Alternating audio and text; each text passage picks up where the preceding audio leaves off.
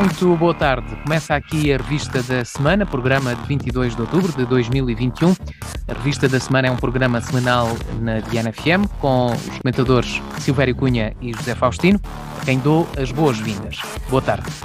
Vamos já para os principais temas que marcaram a semana. Falamos do Orçamento do Estado para 2022. Continua a negociação e discussão das medidas e da proposta apresentada pelo Governo. PCP e Bloco de Esquerda ainda não sabe, há essa incógnita em relação a uma posição em relação ao voto, mas o Governo apresentou esta semana, ou melhor, aprovou em Conselho de Ministros 3 propostas para tentar piscar o olho à esquerda, propostas relacionadas com o trabalho, a saúde e a cultura. Silvério Cunha, boa tarde. A sua opinião, boa tarde. Como é que achas de ter ouvido estas negociações? Bom, eu acho que a questão das negociações, das medidas que aliás o Governo aprovou, está muito, digamos assim, está muito aquém da problemática, digamos assim, da aprovação do Orçamento Geral do Estado.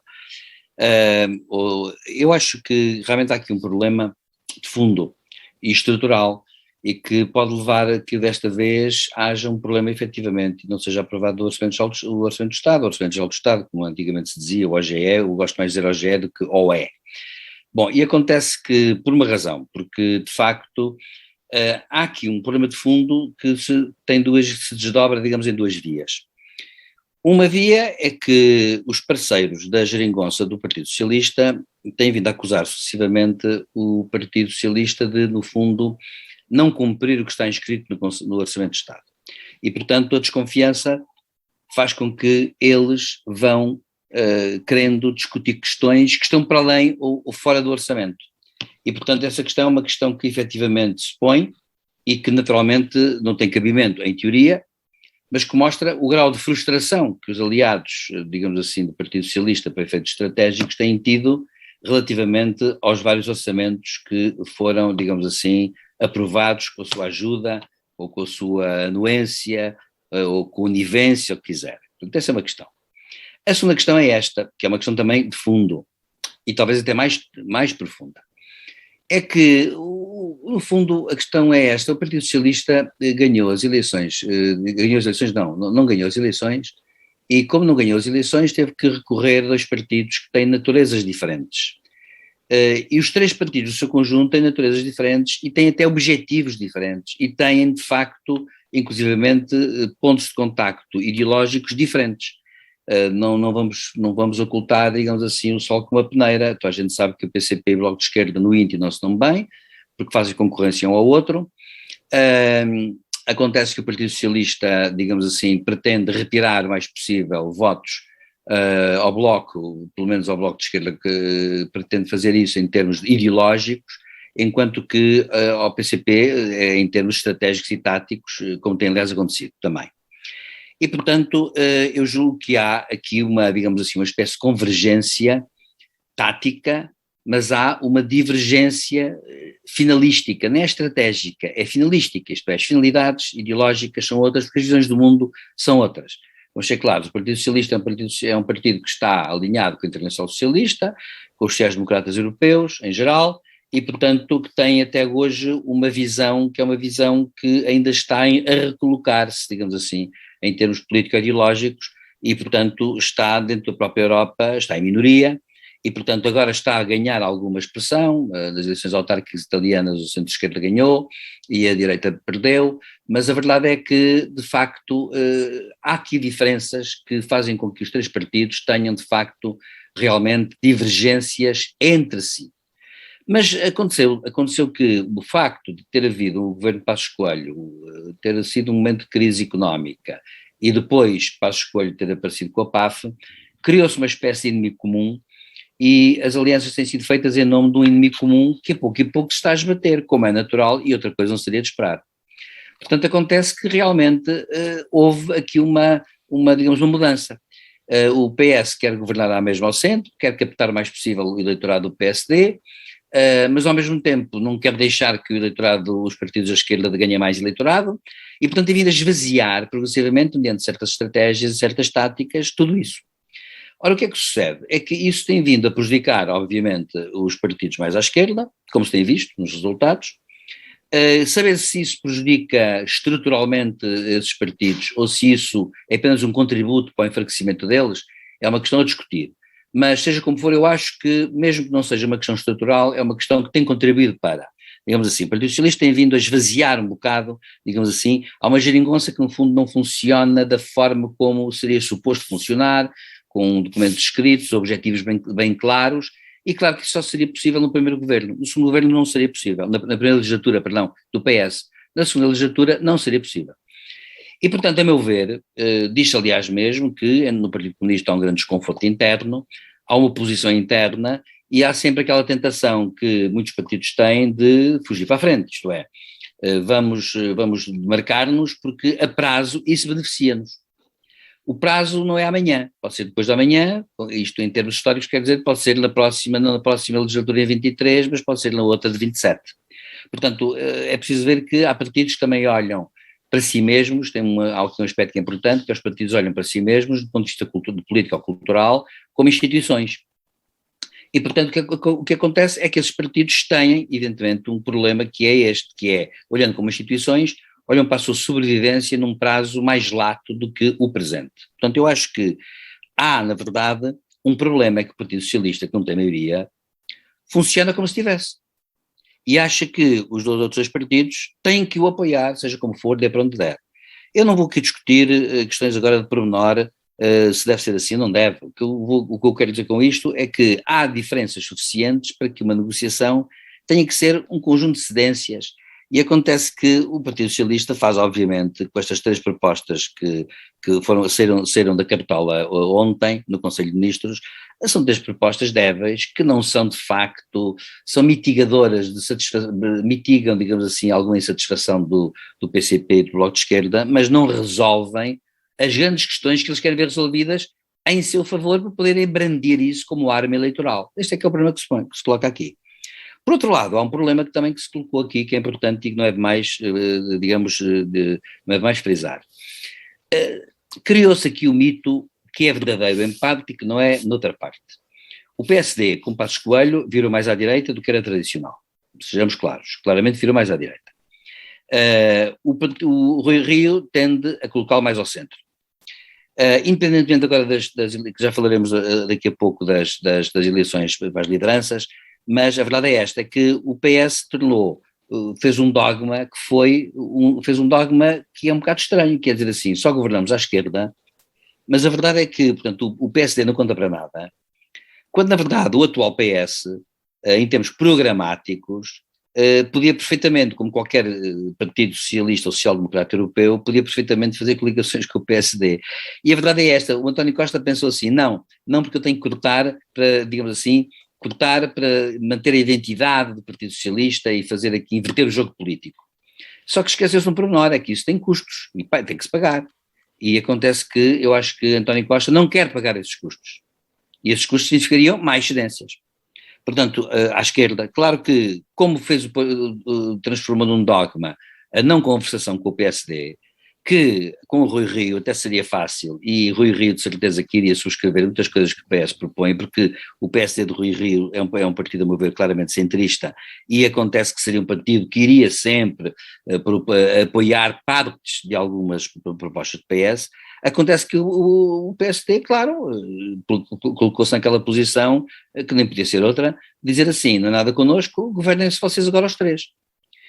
E isto, claro, esta crispação política, que nem é bem, a meu ver, não é ideológica, porque a questão ideológica é mais séria e mais profunda do que isto. A crispação política foi levada a este ponto. Só que o PS levou a crispação para um sítio que é um beco. Ou seja, não é aparentemente uma saída. Porque se há uma negociação à esquerda, vamos cá pôr a questão assim desta forma. O Bloco e o PC juntos têm X%.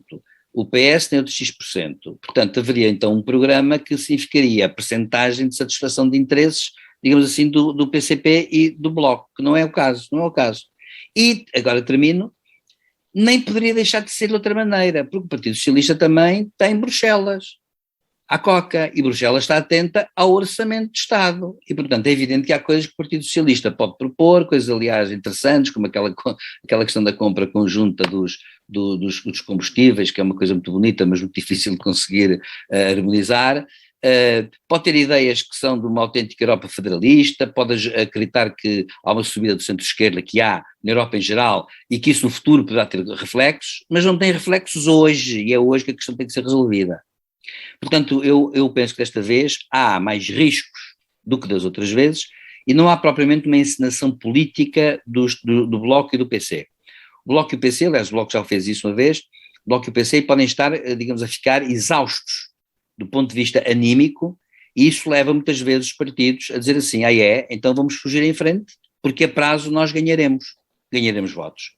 Porque vamos ser claros, e para acabar, o PCP e o Bloco não têm propriamente interesse em dar votos ao Partido Socialista, que é o que tem acontecido, e portanto têm interesse em se afirmar, e a autoafirmação muitas vezes passa pela negação.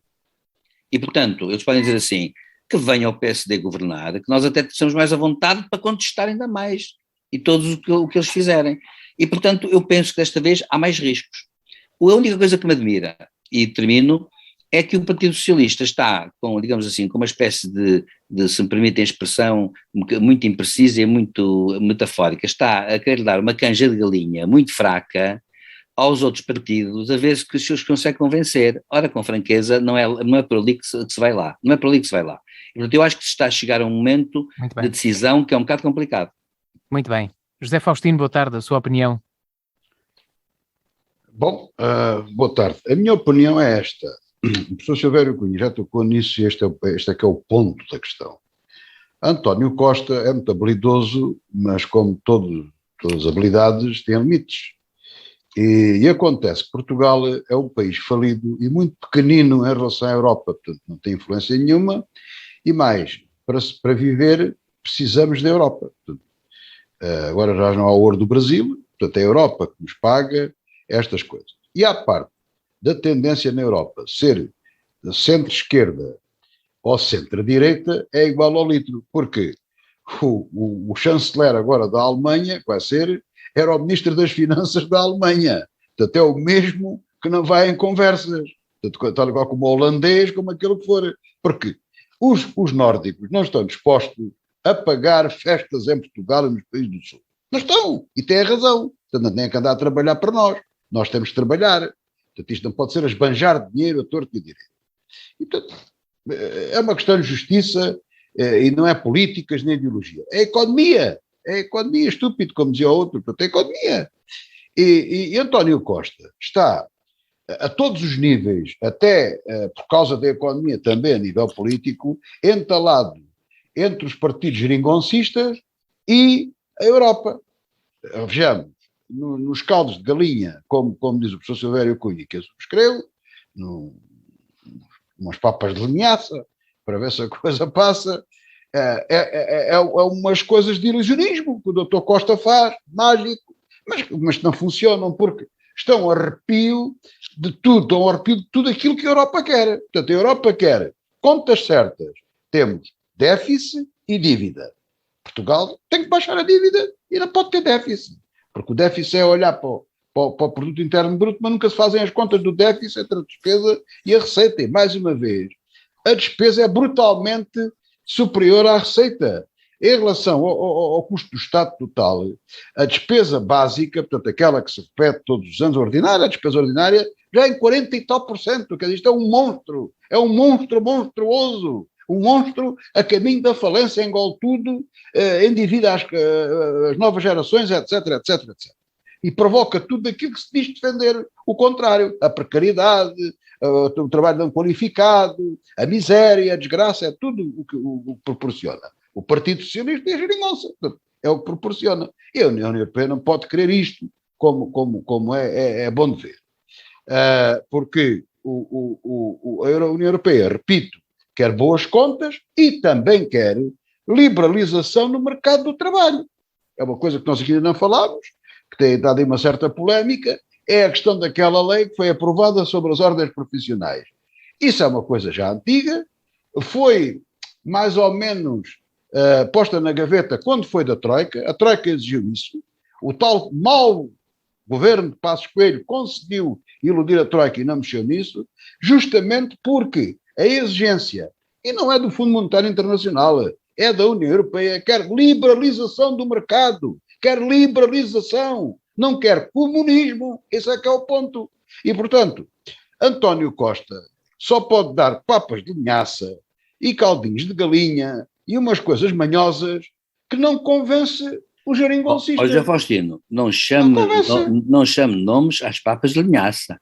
Sim, bom, mas as papas de linhaça têm várias utilidades. Muitas utilidades. Sim, as papas de linhaça, sim, se calhar até estamos a ofender as papas de linhaça, que merecem algum respeito. Mas estes, quer dizer, eu não posso curar doenças muito graves com papas de linhaça. Pois não. É isso que eu me refiro, não é? E, portanto, estamos aqui num problema complicado que não tem grande resolução. Porquê? Com toda a legitimidade, o Partido Comunista, eu já disse isso aqui, o Bloco de Esquerda, defendem determinados parâmetros que, na minha análise, não são bons para o país nem para o futuro do país. Mas acontece, não há coincidência entre o futuro capitalista e liberal do país e um futuro comunista para o país. Não há compatibilidade. Agora, em democracia é legítimo que se defenda o comunismo. Aliás, a Constituição aponta nesse sentido. É um país a caminho do socialismo. Portanto, isso tem que ser tirado rapidamente da Constituição, nunca mais é tirado, mas a verdade é que está lá. Está no preâmbulo, mas está a dizer o que lá quer. Ora, isso é compatível, já está provado, com o progresso e com o desenvolvimento das nações e das economias e tudo mais. E, portanto, isto é uma equação muito difícil de resolver, porque o Partido Comunista, de facto, não se contenta com as canjas de galinha, nem com estas coisas muito simples, o Bloco de Esquerda também não, e depois, perante esta eminência toda, agora o que é que António Costa anda a fazer? É dando estes rebolsados, agora vou-lhe chamar uma coisa mais, dando estes rebolsados, para passar o ónus da culpa para o Bloco de Esquerda e para o Partido Comunista. Ora, o Partido Comunista e o Bloco de Esquerda não têm culpa nenhuma. Culpados seriam eles, perante os seus eleitores, se vendessem a alma ao diabo. Então querem o quê? O que é que o Partido Comunista pede? Mais dinheiro para os trabalhadores, mais despesa no Orçamento de Estado. É a política deles. Eu não concordo com ela, mas é a política deles. Têm que a respeitar. Portanto, eles podem ceder até um certo ponto. Esse limite já lá chegaram, não podem ceder mais. E o mesmo se passa com o Bloco de Esquerda. E, portanto, o culpado disto é António Costa. Perdeu umas eleições depois de um governo e o regime ter salvo o país da falência, voltou a ganhar eleições, ele fez uma geringonça, por escrito foi obrigado pelo Presidente da República, Cavaco Silva, é bom dizer isto, e que se aguentou e depois ganhou de facto as eleições, mas sem maioria absoluta, e tem andado com este mecanismo da geringonça a esticar o elástico até onde foi possível, a estagnar a economia do país e a iludir o povo com políticas de austeridade, medidas mais austeras do que as de Passos Coelho. É bom que se diga isto. E com muito pior gestão, por exemplo, no Serviço Nacional de Saúde, do que fez o gestor que hoje é qualquer coisa Macedo, Paulo Macedo, não sei o nome do senhor, que foi Ministro da Saúde. Portanto, esta é toda a verdade. E agora, vem a mentira. Quer dizer, quem é culpado? É o PC e o Bloco de Esquerda? Porque não vendem a alma ao diabo? Não! O culpado de tudo isto é António Costa e a seguir o Presidente da República, que, sendo constitucionalista, vieram mentir aos portugueses a dizer que se ficar um governo de gestão e houver eleições como o Presidente quer, e bem, podia haver outras soluções, o governo podia fazer uma coligação entre o Partido Socialista e o Partido Comunista e o Bloco de Esquerda. Já tinham maioria outra vez. Mas não, o Presidente diz que não houver orçamento, há eleições. Mas fica um governo de gestão que não invalida que não venham os fundos da Europa. Isso é mentira. Não há nada que proíba isso. O governo de gestão não pode ter nenhuma atitude que prejudique o país. Isso está na Constituição. Portanto, isso é outra mentira que foi criada com a conivência do Presidente da República. É bom dizer isto. Portanto, o grande culpado, em primeiro lugar, de tudo isto é o Primeiro-Ministro António Costa, que nos fez chegar aqui. Em segundo lugar, o Presidente da República, porque mais uma vez está a dar a mão a António Costa. E em terceiro lugar, aparecem os líderes da CGTP e da UGT, e só no fim, Iseco, e só em quarto lugar é que aparece o PC e o Bloco de Esquerda. Porquê? Porque nos têm levado para este ninho de sarilho em que estamos metidos. Este é que é o ponto da questão. Portanto, agora, nada nos diz, iremos falar disso mais adiante, não há ciência certa sobre essa matéria, que as eleições não servem. Quer dizer, eu vejo diabolizar as eleições, eu fico espantado, num regime democrático. Então, quando há dúvidas, então não é o momento mais sublime da democracia, da liberdade, o povo decidir em votos aquilo que os políticos não conseguem resolver. Ora, se não conseguem resolver, vamos a votos. Isto é que é democracia. Viva a democracia e viva o exercício da democracia. Quem tem medo da democracia? Quem tem? Tem medo de votos? Metam-se aos votos. Ganha o Partido Socialista. Bom, o povo falou nas urnas, palavra do que se diz, palavras que se dizem, e é aquilo que tivermos. Agora, a União Europeia, repito, a Alemanha, a Holanda, a Suécia, a Noruega, essa gente toda, não estão dispostos a pagar as asneiras de Portugal e dos outros países. Não estão. Isso vai acabar. Tiram o cavalinho da chuva, porque isto não é o ouro do Brasil. Esta não se acabou. Portanto, isto tem que ter um caminho dentro daquilo que é habitual, daquilo que nos traz progresso, fartura e não miséria, que é a democracia liberal no regime capitalista. Ponto. Isto não tem mais nada a saber. Não vale a pena andar aqui com curvas. E tem que se dizer claramente, agora, o povo também pode dizer assim, não. A gente não quer nada disso, não quer liberalismo, não quer sociedade de mercado, não quer nada disso. Queremos comunismo puro e duro. Muito bem. E então aí o povo falou, vamos para o comunismo puro e duro. Cá estaremos os democratas para nos opormos a isso e lutarmos com as armas que tivermos na mão. Os votos ou aquilo que for. Portanto, é a vida é Muito bem. assim. Muito bem. O Salazar governou 40 e tal anos e caiu. A Primeira República também caiu. E a Terceira República, porque para mim são três, não venho cá com conversas, o Salazar era monárquico, não, era republicano, não era monárquico, e se a quarta cair, vem a quinta, ou a terceira, ou a quarta, é igual ao litro. Portanto, não façam de nós parvos, nem assustem o povo, porque isto já passaram tantos anos e as pessoas já não se assustam com estas coisas. E para mais, esta rapaziada nova não vai nestas conversas. Eles percebem a todos os dias aquilo que os atormenta. E a política que nós andamos a defender, aquilo que está neste orçamento, não prevê nada de bom para essa juventude que aí está. Isto não é demagogia da minha parte. Isto é a realidade dos factos. E não sou eu que digo isto. Há muita gente que diz isto, especialmente os analistas e aqueles que defendem a evolução económica no âmbito da União Europeia. Isto é evidente para toda a gente. Muito bem, vamos lá então ao próximo tema. Foi um dos temas da semana, o aumento dos preços dos combustíveis, com os automobilistas, as empresas, enfim, a lamentarem este aumento e a mostrarem preocupação. Mas eu perguntava ao Silvério Cunha, parece que há pouco se pode fazer, se não pagar este aumento. Bem, os paliativos que o governo teve baixaram um cêntimo, francamente eu não entendo isso, a palavra de honra que acho que é um bocado, digamos, eu sou franco, pronto, isto é mesmo assim, eu acho um bocado ridículo baixar-se um cêntimo ou dois, para depois na semana seguinte subir 3 cêntimos, não é? Quer dizer, não vale a pena. A questão da energia, há um grande problema no mundo, neste momento, que é um problema geral de escassez, e deve dizer-se que é um problema, aliás, que ultrapassa a questão dos combustíveis. É evidente que aconteceu do comboio. Não há escassez no mercado porque os produtores não querem produzir mais. Sim, mas há escassez, digamos assim, mas nós já estamos hoje com uma escassez até generalizada, inclusive alimentar. Agora, o problema que se põe é um bocado este. Eu acho que aconteceu que dou como boas as explicações que alguns especialistas avançam, de que os produtores, digamos, julgaram com a pandemia, paralisaram um bocado tudo aquilo que tinham as máquinas, digamos assim, e primeiro que elas se ponham agora a rodar, vai até março, me dizem que as coisas se vão normalizar. Entretanto, as economias que começaram a reanimar-se, começaram a absorver muita energia e, portanto, naturalmente isso leva a que haja, obviamente, aumento dos combustíveis. Mas eu também penso uma coisa, eu penso que há aqui várias coisas que devem ser equacionadas. Portanto, a primeira questão dos combustíveis é que eu não tenho esperança em medidas especiais que os governos europeus estão um bocado a inventar. Agora o governo francês ontem arranjou o chamado cheque de 100 euros de apoio a cada pessoa que tem um carro para comprar combustível, por exemplo. Também é uma medida que não lembra a ninguém, quer dizer, que não lembra a ninguém nesse sentido. Não resolve o problema, são medidas paliativas. Agora, a questão que se coloca, no fundo, é esta. É possível ou não fazer uma transição, digamos, no sentido, a transição verde, que se fala muito e que a Europa quer muito, é ou não possível fazer em termos reais?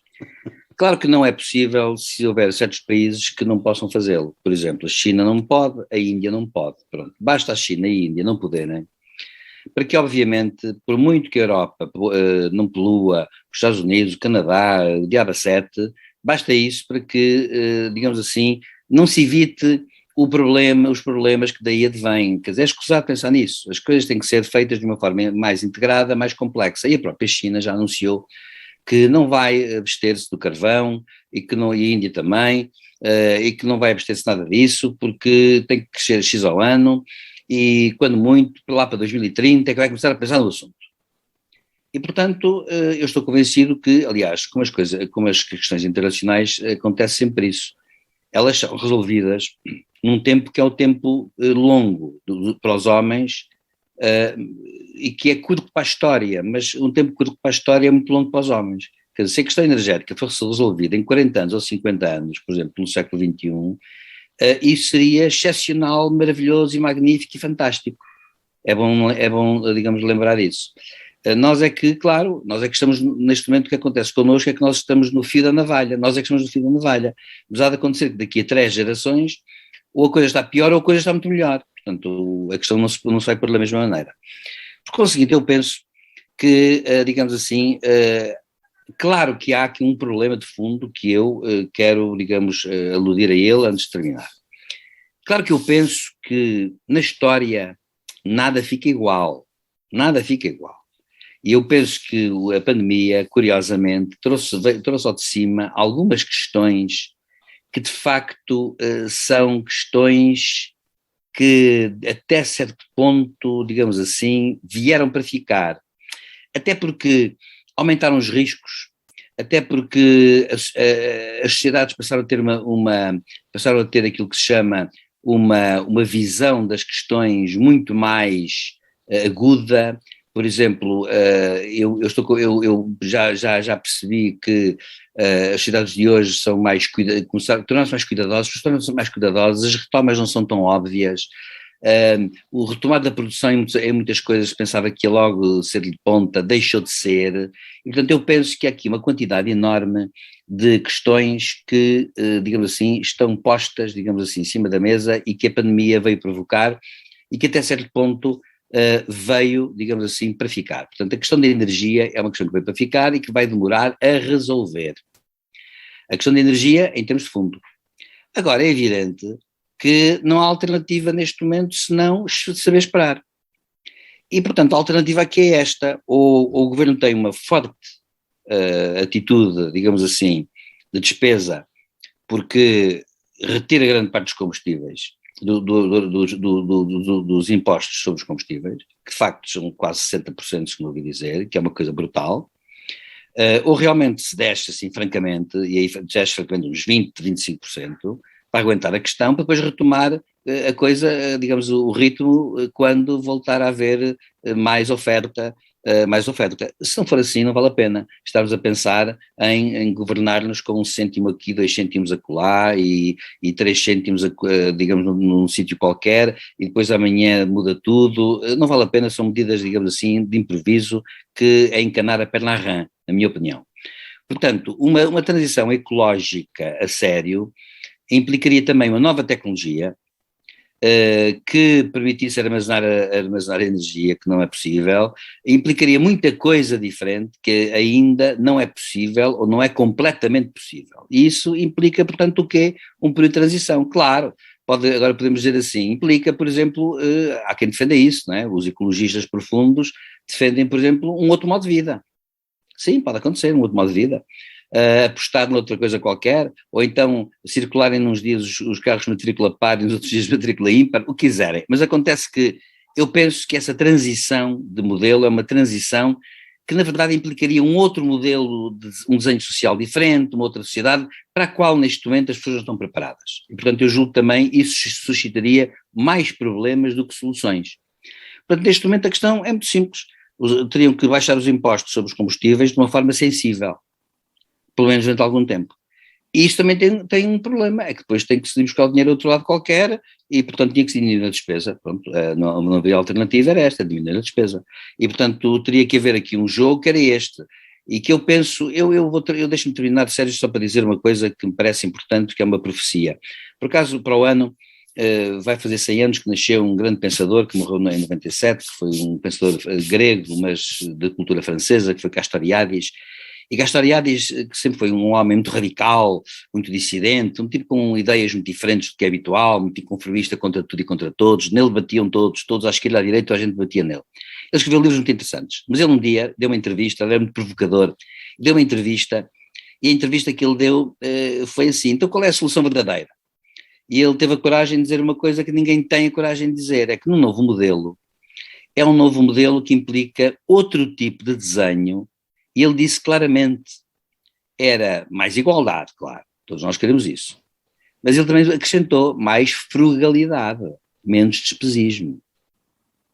E as pessoas teriam que se convencer disso, as sociedades também, os Estados também. E provavelmente teríamos que viver de uma forma mais modesta. E ele disse isto, e eu por acaso que li esse livro, foi para aí em 1990, que ele escreveu isso, eu li mais tarde, claro, mas ele escreveu isso e, de facto, eu acho que um novo modelo deste tipo de transição anda-nos a convencer de que esse modelo vai permitir que se faça 30 por uma linha, sempre de forma imparável, com novas energias para aqui e para lá. Não, isso, a meu ver, não é muito possível. E os combustíveis, realmente, a questão dos combustíveis fósseis é uma questão que é complexa e é uma questão que, a meu ver, tem que ser encarada de uma forma, digamos, muito clara, porque, efetivamente, eu não estou a ver que os carros elétricos também possam ser amanhã. Às vezes vejo aí umas imagens até em França e em Inglaterra já, uma espécie de bombas onde se põem umas tomadas para ligar ao carro. Eu olho para aquilo e digo assim, cá para comigo, me ponho a pensar, isto é possível, talvez seja execuível, mas também não sei se é possível ao mesmo tempo. Eu não estou a ver muito bem uma sociedade organizada assim, em que se liga, em que milhões de pessoas fazem isso. Portanto, eu vejo isto tudo como muito difícil. Eu acho que esta questão aponta para já como solução baixar a despesa por um lado, haver aí um baixamento dos impostos, claro, para que isso possa ser possível, e não haver este tipo de soluções que não são soluções nenhumas, que não resolvem nada a meu ver. E, portanto, eu sinceramente acho que há que saber esperar, tendo esperança, claro, e há que saber esperar por março, para que as coisas retomem a normalidade. E até lá tem que haver medidas, claro, muito objetivas e muito concretas, porque as sociedades também não se transformam de um dia para o outro, nem de um mês para o outro, nem de um ano para o outro. José Faustino, a sua opinião sobre este aumento? Quanto custa pagar quando vai à bomba? A primeira mudança de paradigma é falar a verdade. É verdade. Eu não alinho na mentira generalizada da questão. O professor Silvério Cunha falou, com o devido respeito, sobre a questão, como ele disse, da transição verde. É um bom discurso, mas não é disso, não foi isso que o Sérgio nos chamou. Sim. Ele falou sobre os preços dos combustíveis. Ora, o preço dos combustíveis fundamentam-se da própria energia em várias mentiras que o regime tem montado. Mentiras! Portanto, o doutor António Costa lançou um imposto extraordinário sobre combustíveis na condição de, quando os combustíveis no mercado aumentassem, de retirar o imposto. Esta é que é a verdade. Esta é a verdade. Portanto, não há aqui um problema de mercado. O mercado que aumenta a gasolina à vontade, desde que o Estado não rouba o dinheiro que rouba a gente. Porque o meu carro não trabalha a gasóleo. Trabalha a impostos e gasóleo. Trabalha a duas coisas. O carro não trabalha a gasóleo. Porque 50 e tal % do que ele consome é imposto. Atenção, vamos lá falar a verdade. Portanto, não é por preço do gasóleo e da gasolina em si que o gato vai às filhosas. Nem tampouco da margem de comercialização. É mentira. O que leva o dinheiro são os impostos. E agora outra mentira sobre a energia. As energias alternativas, muito bem, têm um ponto, são mais caras que as outras. Nós pagamos mais 50% daquilo que temos que pagar de eletricidade para pagar as eólicas e outras coisas por isso fizeram. Este é que é o ponto. E a França e a Alemanha estão a comprar centrais de nova geração suecas, veja-se bem, são os inventores, de energia nuclear. Estão a montar reatores nucleares.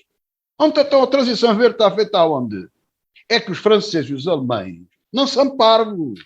José Faustino, pode ser que o nuclear seja de cor verde? Faça favor, diga. Pode ser que o nuclear... eu é que sou aqui apelidado depois do nuclear, que não sou, percebe-me? Agora, eu não quero é ser parvo e ser comido pela conversa e pela mentira generalizada. É mentira. O problema dos combustíveis é um problema de impostos e de asfixia do povo. Eu dou um exemplo. Com o Partido Socialista, com António Guterres à frente, aguentou durante 2 anos artificialmente o preço dos combustíveis. Atenção a isso. Nem lembro-me disso. Pois é. Isso é que são medidas políticas. E o povo agradecer muito. Foi criticado por outros, é verdade, porque é uma medida pouco liberal, mas fez assim, e eu aplaudi. Entendamos-nos. Agora nem sequer se trata disso. É só tirar os impostos ou o roubo que lá está metido. Não roubem a gente, tirem de lá o dinheiro que nos roubaram. Nos estão a roubar. Então, isso a gente já se governa. E agora são todas estas questões que temos estado a falar e mais outras. Quer dizer, em relação aos combustíveis e a todas estas transições, há que falar e há que dizer a verdade. A diminuição ou a descarbonização, vamos dar isso como bom, eu não vou discutir esse problema, é uma coisa hoje aceita a nível mundial, pois muito bem. Mas há várias maneiras de fazer isso. Um automóvel a gasolina ou a gasóleo ou aquilo que for, hoje polui muito menos, mas muito menos do que poluía aqui há 10 anos atrás.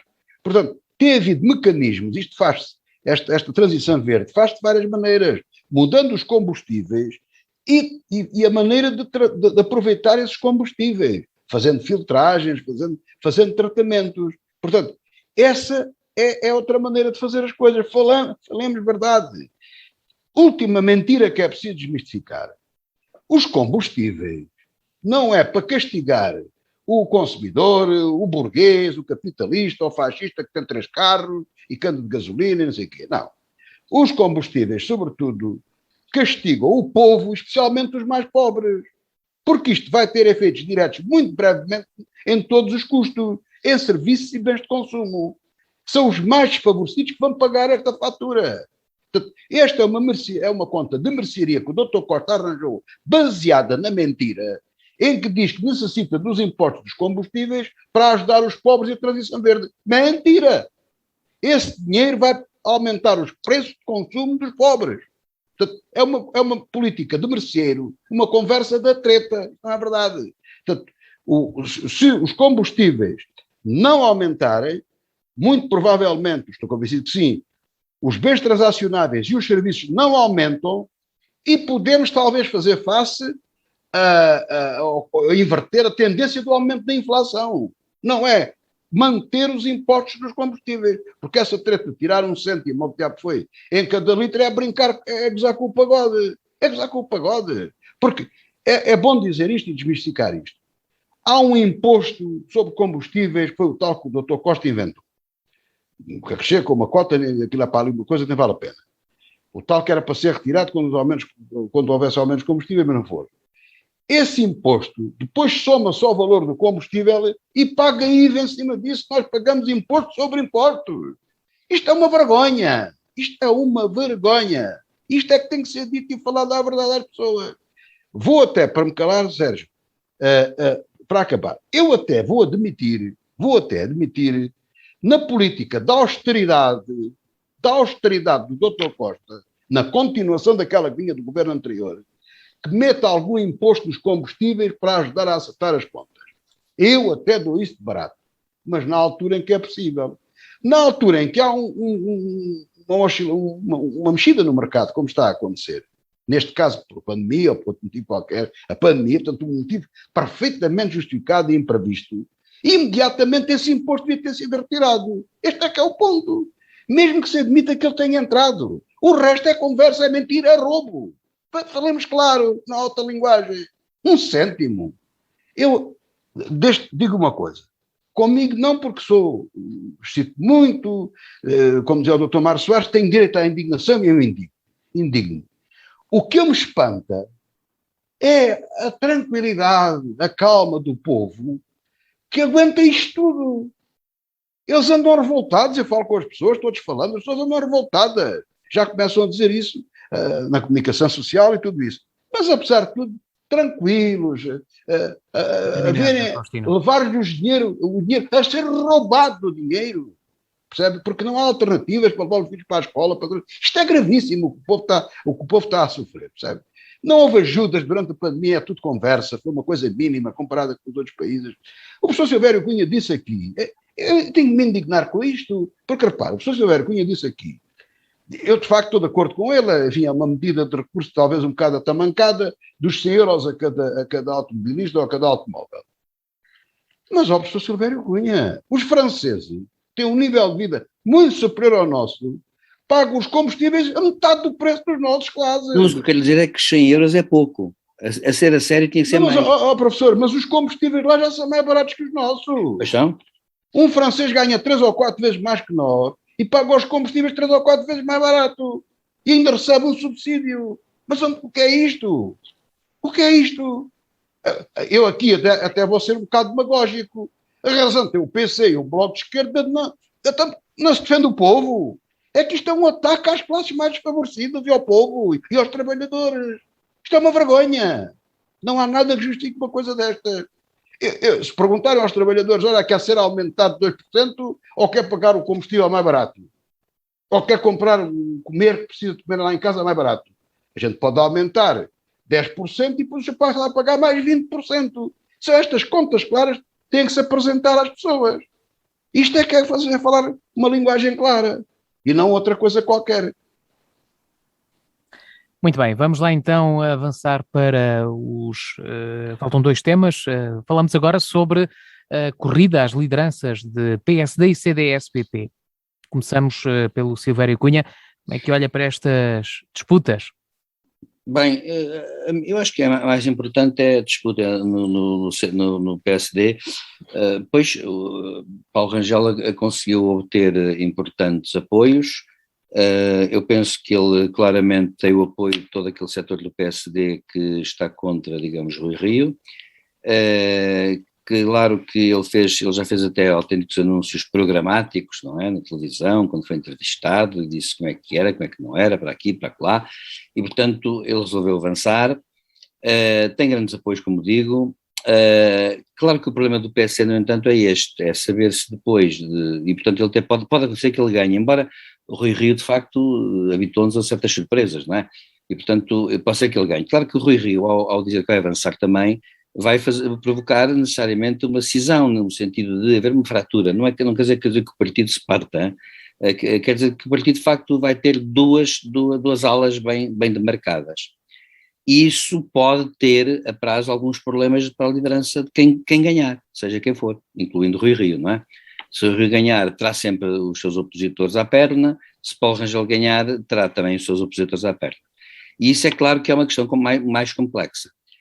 Depois, é um problema também que se coloca, que Paulo Rangel aí viu, a meu ver, bem. Claro que a questão do CDS é uma questão para mim menos importante por uma razão. O CDS é um país que está muito pequeno, reduzido a uma dimensão muito, muito pequena, e não é provável que o CDS agora dê um salto súbito, digamos assim, na votação, quer dizer, é improvável, nada é impossível, mas é improvável.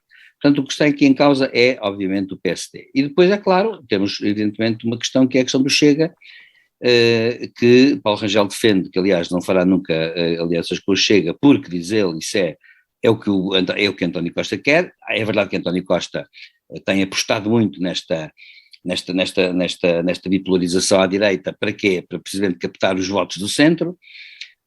E acontece que, evidentemente, inclusive em certa direita, eu conheço, aliás, eu já li dirigentes do CDS serem muito severos relativamente a quaisquer entendimentos com o Chega. E acontece que a esperança, portanto, de Paulo Rangel é dizer assim, marco aqui uma diferença e essa diferença, portanto, é uma diferença tipo CDU alemã, não é? Marca-se aqui uma diferença, não há coligações à direita, não contam, não queremos saber. Isso já aconteceu historicamente em muitos países. Aconteceu na Itália, por exemplo, com a democracia cristã, que fez isso com o movimento social italiano, que era neofascista, e portanto que chegou a ter 40 e tal deputados, e a democracia cristã, que era governo, não contava para eles nas contagens de parlamento, por exemplo. Isso aconteceu já muitas vezes, em muitos países. Portanto, é uma questão que, a meu ver, Paulo Rangel, ao dizer isto, está a dizer que, objetivamente ele diz, é graças a esta bipolarização e graças ao PS que o Chega está a crescer. Portanto, trata-se de retomar de novo o eleitorado descontente. Isso também será possível? É o problema que se coloca. Porquê? Porque os partidos, com o tempo, cristalizam-se, e ao cristalizar-se tem sempre o seu núcleo que não desce. Portanto, assim como o PSD nunca descerá abaixo de X% por muitas crises que tenha, acontece que tudo na sua devida proporção. Portanto, eu penso que há partidos que têm o seu núcleo próprio que não, digamos, não descerá. Portanto, eu julgo que estamos frente a uma equação também difícil à direita, é uma equação bastante difícil à direita. E, portanto, eu julgo que Nuno Melo não traz nada de especial, de novo, à paisagem ideológica por uma razão. Porque Nuno Melo não é uma diferença qualitativa excepcional relativamente ao CDS atual, e também tem o problema do Chega também, portanto, Nuno Melo não consegue ter não consegue ser suficientemente diferenciador no discurso. Podia aparecer alguém à direita a dizer assim, eu tenho uma nova ideia para o país, um novo modelo, uma nova forma de governar, com base nisto, naquilo, naquele outro.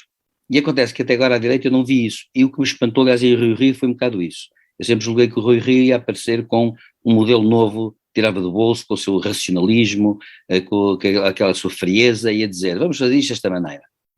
E acontece que, na verdade, isso não sucedeu.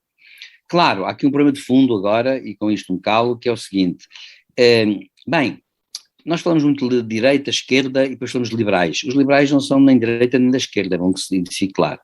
Os liberais são, como na Alemanha, o FDP, o Partido Democrático Livre, os liberais são centristas, rigorosamente centristas. E, portanto, por isso é que, aliás, agora estão na coligação com o SPD e com os verdes, porque podem estar, como podiam estar com a CDU.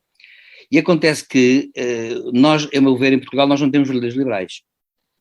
Temos uma direita conservadora, temos uma espécie de social-democracia de terceira via em transição, que é do Costa, que é do Partido Socialista, e depois temos pessoas como o Rui Rio que querem um PSD muito particular e muito especial, que eu não sei se sociologicamente é possível. Esse é um problema que se vai pôr. Portanto, a grande questão é essa, é saber se efetivamente Paulo Rangel consegue transformar o PSD num partido, como ele diz, que tem um centro-direita, um centro e um centro-esquerda, e consegue oferecer uma alternativa ao país.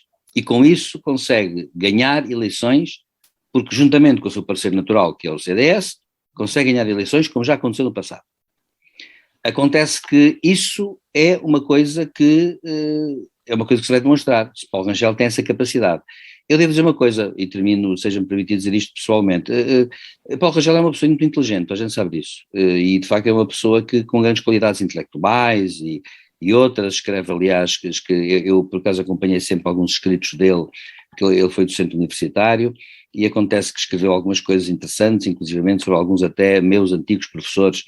Ele nunca se esquece de comemorar isso, quando alguém fez anos assim importantes, 80 anos, 90 anos, ou quando passou um centenário de alguém, e é frequente ele escrever depois um artigo de fundo, onde se vê que ele sabe do que fala, sabe o que diz, etc. Mas atenção, um bom escritor a esse nível não quer dizer que seja um líder político por excelência, digamos assim, um homem que tenha intuição. Mas Rui Rio, ao mesmo tempo, eu julgava que era uma pessoa mais objetiva e mais prática, e acontece que Rui Rio parece-me ultimamente, nos últimos tempos, errático, um bocado sem saber bem o que dizer, com opções aqui, com opções acolá, diz uma coisa aqui, diz uma coisa acolá, ou seja, o PSD parece que com Rui Rio não se consolidou internamente. E, portanto, eu estou, por acaso, com uma grande expectativa para ver o que é que vai acontecer, e acho que, no entanto, qualquer um que ganhe, para terminar, vai ser sempre um problema, porque há de ficar uma facção dentro do partido a não querer que a outra facção vencedora tenha, digamos assim, os trunfos todos. Isso vai acontecer. Quanto ao CDS, não sei, não faço ideia. Por acaso, quanto ao CDS, sinceramente, não sei. José Faustino. Eu aqui vou tentar ser breve, falar em três questões. PSD. Paulo Rangel é um político com qualidade, não é uma coisa que cause deslumbre, mas deixa uma grande distância Rui Rio, que é politicamente estúpido. Eu tenho dito várias vezes, sem ofensa pessoal, até é a coisa mais anti-liderança que eu vi nos dias da minha vida. Portanto, o PSD não vai a lado nenhum com o Rui Rio à frente. O Sérgio está-se a rir, mas já tinha dito aqui várias vezes, se eu o ofender pessoalmente, é politicamente estúpido. Portanto, eu entendendo a estupidez como uma pessoa que da sua prática prejudica todos os outros e ele próprio. Portanto, é por isso que eu digo que é estúpido. Politicamente. Profissionalmente ele é economista, não direi isso, pessoalmente não direi isso, que é uma pessoa séria, etc, etc. Mas na política é estúpido. E, portanto, não tem grande êxito à frente do PSD. Agora, o problema é muito complicado e vencer António Costa e o Partido Socialista, apesar de todas as asneiras, todas trapalhadas, não é fácil. Paulo Rangel vai dar mais luta, é um adversário mais duro de roer, é mais difícil, é mais político, é verdade, mas ainda não é aquele qual Passos Coelho. O Passos Coelho, se voltasse, mesmo agora com menos cabelo, aquilo, o eleitorado vibrava. Portanto, não tenho dúvidas nenhumas que Passos Coelho ganharia de caras a António Costa mais uma vez. Mas ele não está para os ajustes e temos que respeitar a vontade de cada um. Portanto, ele não é jogador, não vai a jogo. Portanto, haja o que houver, no PSD há sempre vantagem em substituir Rui Rio para o PSD e, penso eu, para a democracia portuguesa. Porque é uma alternativa forte e aí o Presidente da República tem toda a razão. Em relação ao CDS, já não vejo grande vantagem. Não entendo em Nuno Melo, parece-me que o chamado Chicão, eu acho que até é um nome simpático, ele até não leva a mal, Francisco dos Santos, né? Como ele se chama, Rodrigo? Francisco dos Santos. O Chicão é um nome simpático, ele é um jovem, tem amadurecido muito na política e é uma pessoa que, mesmo que não se goste dele politicamente, tem essa sensação, as pessoas gostam dele como pessoa, uma pessoa simpática, não é? Como eu digo que Rui Rio é uma pessoa séria, uma pessoa, enfim, que merece respeito, mas politicamente não. O Chicão está a fazer o seu percurso político, mas tem a simpatia das pessoas, é uma pessoa simpática. O Nuno Melo é mais político, mais batido, mas não tão simpático como o Chicão. Portanto, quer-me a mim parecer que o CDS, numa mudança de liderança, neste caso, que não beneficia muito desta mudança de líder. Todavia, não digo que Nuno Melo não tenha capacidade para ser líder do CDS, como o Chicão tem. Portanto, aí não vai haver muita diferença. A diferença será maior no PSD com Paulo Rangel. Terceira e última questão. As alianças com o Chega. Eu acho que a aliança com o Chega, para o PSD, para o CDS, para a Iniciativa Liberal, para todos aqueles que se situam no centro-direita ou na direita, devia ser um assunto tabu. Um assunto tabu. Embora em Portugal seja permitido dizer tudo. Pode-se dizer que jamais se farão alianças com o Chega, mas já se farão um entendimento com o Chega, e após as eleições faz-se um entendimento com o Chega. Quiçá uma coligação. Foi o que o Dr. António Costa nos ensinou quando perdeu com Passos Coelho. O PS nunca se coligaria com o PC, nunca se entenderia com o Bloco de Esquerda. Foi logo a seguir. Perdeu as eleições e formou governo. Coisa inédita em Portugal. Portanto, esta opinião ia contrária, passou a ser válida em Portugal. Agora, como eu sou defensor que se mantenham as boas práticas políticas, a verdade, etc., etc., eu acho que as alianças ou os apoios do Chega aos outros partidos devia ser um assunto tabu. Ou seja, não se devia falar nele. E quando um jornalista perguntava, e uma aliança com o Chega? Isso é questão que não está em cima da mesa, não tenho nada a dizer sobre isso. Este compromisso que os partidos mais à direita estão a assumir é viciar o jogo. Porque não há nenhuma, porque está a desequilibrar o jogo. Não há nenhuma garantia à esquerda que não há alianças entre eles. Porque é cada uma garantia à direita? E eu parto do princípio que todos estes partidos, incluindo o Chega, são partidos democráticos. Eu não tenho até prova em contrária, são todos partidos democráticos. Eu não alinho nas certas conversas por aí hoje. Sei que André Ventura é um brilhante orador, tem muita tendência para puxar, parece que foge o pé para a chinela, mas não, é puxar temas que sabe que traz votos e tal, mas ainda não vi da parte dele, não quero discutir se é um partido unipessoal, se não é, nunca vi da parte dele uma atitude oficial dele ou do Chega que se possa dizer, não, esta gente está fora do quadrante democrático. Portanto, considero-os dentro do quadrante democrático. E, portanto, na minha opinião, se isto não se alterar, é tão legítima é tão legítimo um entendimento ao ter o apoio do Chega, qualquer partido de direita, como ter o PS do Bloco de Esquerda. A legitimidade é a mesma. Peço imensa desculpa e sem ofender ninguém. Atenção, temos é que pôr as coisas no seu devido lugar. O combate é ideológico, não é de conversa. Aquele não serve porque é do Chega. Não, espera aí. A partida está assente, está legalizado, está nas eleições. E o Chega, é bom que não nos esqueçamos disto, é o partido que tem tendência a subir mais. O objetivo deles é ser o terceiro partido português. E eu não sei se nessas eleições legislativas possa haver em janeiro ou noutras que venham a seguir, se não conseguirá esse objetivo. E, portanto, não pode haver um compromisso à partida, seja daquilo que for. E eu lembro apenas aquilo que aconteceu, ou que tem acontecido nos Açores. Portanto, tem acontecido muitas coisas, mas o que é certo é que se não há uma coligação formal, não há nada, há um apoio de um deputado do Chega que tem viabilizado um partido alternativo. Eu não sei se eles estão melhores, estão piores, os açorianos dirão. Mas que houve alternativa do poder, houve. E o PSD assumiu, com o CDS assumiu um governo. Esta é a questão, é a verdade. Aconteceu o mesmo que aconteceu no resto do país.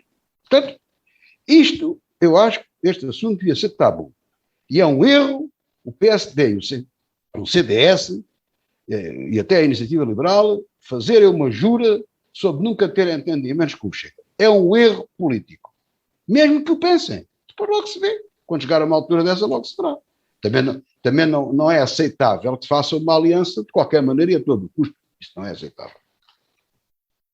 Muito bem, vamos para o último tema. Tem sido polémica a constituição dos executivos de duas uniões de freguesias, na sequência em Évora, na sequência das eleições autárquicas de 26 de setembro. As duas são precisamente as duas maiores freguesias do Concelho de Évora e se calhar do Alentejo, não tenho a certeza, mas calculo que sim.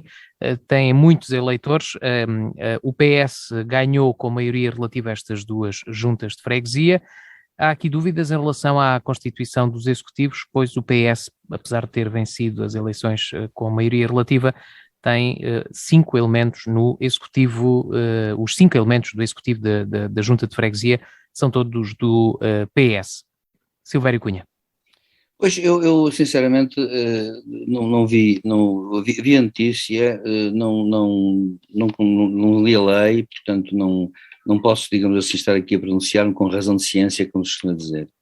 Portanto, acho que o argumento a se deu é a questão da proporcionalidade, mas também é evidente que essa questão coloca-se em alguns casos na lei, noutros casos não se coloca, não é? Portanto, acontece que, digamos, a única coisa que eu percebi, e talvez o José Faustino possa explicar isso melhor, porque sabe melhor, conhece melhor bem esses meandros do que eu, dado que de facto não olhei a lei também, não tive tempo também para isso, porque sou bom tem disso. A verdade é que, evidentemente, que à partida, se o Partido Socialista tem X elementos na Assembleia de Freguesia, pode ter mais na Junta do que aqueles que efetivamente têm na Assembleia de Freguesia. Essa é a questão que se coloca. Claro que quando se argumenta com a questão da proporcionalidade, evidentemente que esse argumento pode não ser válido, embora seja sempre um argumento no sentido de dizer assim, bom, não é razoável que se pense dessa maneira, mas é um dever ser, digamos assim, é mais uma questão de, digamos, se a lei for clara a esse nível, se permitir, portanto, que haja eleições uninominais e que deem certos resultados, nessa altura nós teremos que ver a questão de outra forma, é saber se aí os procedimentos administrativos foram cumpridos, se a tramitação procedimental foi correta. O José Faustino poderá explicar isso melhor que eu, porque de facto a minha ignorância aí só se compara com o meu desconhecimento. Agora, a questão que eu acho é esta, que à partida, obviamente, se numa Assembleia tem 4 elementos, não, digamos assim, acho estranho, pronto, mas porque as declarações que vi do líder da freguesia do PS diz que a lei o prevê, mas não citou o artigo da lei, nem o número, nem a linha. Acho à partida bizarro que, de facto, havendo 4 membros na Assembleia, possa depois haver 5 membros efetivos na Junta. Mas a questão que se coloca portanto, é saber se a lei o prevê expressamente ou não, e saber, portanto, em que termos é que o prevê ou em que termos é que não o prevê. E eu, sinceramente, aí podemos voltar a esse assunto num programa seguinte, que prometo estudar melhor o problema e ler a lei, mas eu, sinceramente, aí deposito no José Faustino a minha total confiança. Não, mas não, obrigado pela confiança, mas não deposito, porque eu também não fui ver a lei e de certa forma isto... Até porque estas leis têm sido mudadas parcelarmente, esse é o problema que se vem aqui, não é? Eu não agora, às vezes, lei. As leis também podem ter mais do que uma interpretação, ou não? Podem ter. Mas, pois diz-se... Embora não devam, neste caso, porque não devem por uma razão, porque são leis muito concretas. Portanto, é fácil dizer na lei o que é que se quer, não é? Eu conheci um velho advogado, que já não está entre nós, um homem conceituado, que uma vez me disse: olha, eu posso-lhe fazer as leis que o senhor quiser, e no dia a seguir arranjo forma de contrariar a mesma lei. Portanto, isso, nunca mais me esqueci disso, e é verdade, e a experiência da vida tem-me dito isso. Eu, infelizmente, agradeço a confiança do professor Silvério Cunha, mas também não posso acrescentar muito mais à questão. A única coisa que posso acrescentar é esta. Há uma aberração no nosso quadro legal, que é a questão de eleger a Câmara, que é um órgão executivo, por método. Isso é uma aberração completamente, não sei se há noutro país qualquer, mas é uma coisa mesmo, não lembra a ninguém. Portanto, a Junta de Freguesia, e na questão do Governo está certo, há uma Assembleia, da Assembleia, mal ou bem, sai, a freguesia é a mais perfeita delas todas, tem uma Assembleia de Freguesia de onde sai a Junta. Agora, há uma coisa que é certa, em princípio político, independentemente da lei, porque essa não conhecemos bem, eu não conheço bem, não fui ver, há uma coisa que é certa, tem que haver um entendimento na Assembleia para formar a Junta. Se um partido tiver maioria absoluta na Assembleia, forma a Junta sozinho. Se não tiver, tem que fazer uma coligação com o outro para governar. Assim é que é bonito em democracia. É assim que nos temos que habituar a viver na democracia. Também acho estranha essa questão que veio, enfim, à discussão, essa questão sendo um método uninominal e não por lista, mas a lista, quer dizer, tem que ser, penso que também não é por método, é acordada previamente e depois é votada no seu conjunto, porque senão voltávamos a ter órgãos executivos por método. Seja como for, também acho estranho, mas também não digo que a lei não o permita, de um partido, não interessa agora qual, eleger 4 elementos para a Assembleia de Freguesia e depois ter uma junta com 5 elementos dessa junta, dessa Assembleia. Portanto, parece-me a mim que faz todo o sentido é que é elegível os membros da Assembleia em efetividade de funções.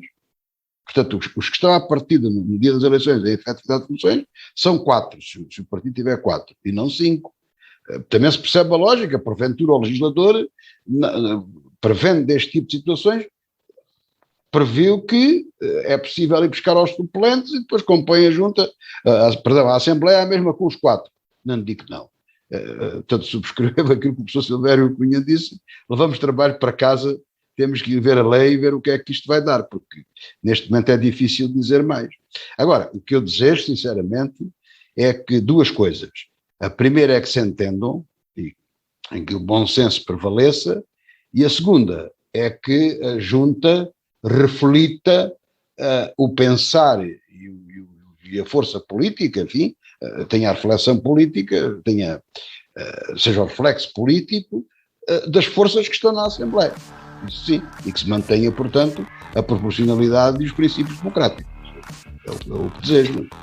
Muito bem, chegamos ao fim do programa desta semana. Quero agradecer a vossa participação mais uma vez. Quanto à revista da semana, fica por aqui. Regressa 2 a 8 dias, à mesma hora. Boa tarde, bom fim de semana.